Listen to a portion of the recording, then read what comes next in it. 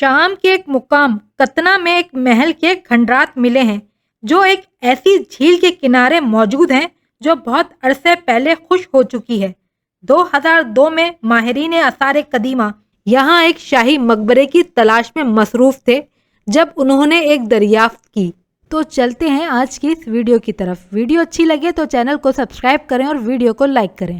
ایک گہری سرنگ کے آغاز پر اطراف میں دو مجسمے ایک بند دروازے کے جیسے محافظ تھے۔ اس دروازے کے اندر قدیم خزانہ ملا جس میں زیورات اور ایک سونے کے ہاتھ سمیت 2000 اشیاء موجود تھیں، لیکن زمین پر تعجب انگیز دھبے بھی موجود تھے۔ جب ان دھبوں کے نمونوں کا لیبارٹری میں جائزہ لیا گیا تو ایک مخصوص قسم کے جامنی رنگ کی تہ واضح ہوئی۔ ان ماہرین نے انجانے میں قدیم دنیا کی نایاب شے کا سراغ لگا لیا تھا۔ اس بیش قیمت چیز نے بادشاہوں کے تخت گرائے تھے اور عالم پر راج کرنے والی سلطنتوں کی نسلوں کی طاقت کو قائم رکھا تھا۔ مصری ملکہ کلیوپیٹرا کو اس سے اتنا لگاؤ تھا کہ ان کی کشتی کے بادبان اس سے رنگے جاتے، اور چند رومی شہنشاہوں نے حکم دے رکھا تھا کہ اگر ان کے علاوہ کسی کے پاس یہ موجود پایا گیا تو اسے سزائے موت دی جائے گی۔ یہ ایجاد ٹیرین پرپل تھی جسے شیل فش پرپل بھی کہا جاتا ہے۔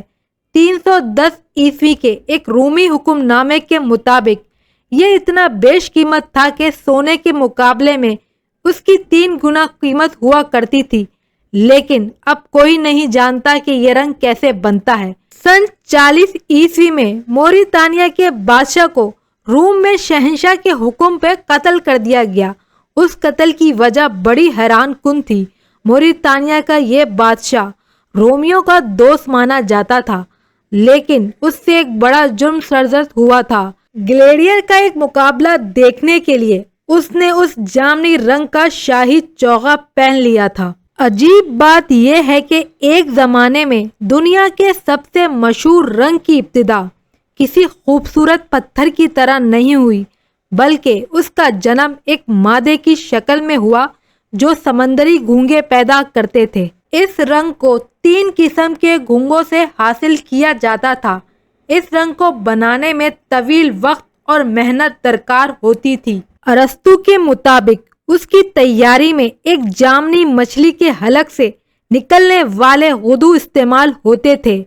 ہر رنگ ساز اپنے کام میں کافی محتاط ہوا کرتا تھا اور ہر رنگ ساز کی اپنی ترکیب ہوا کرتی تھی تاکہ یہ فارمولہ ایک راز کے طور پہ رکھا جا سکے۔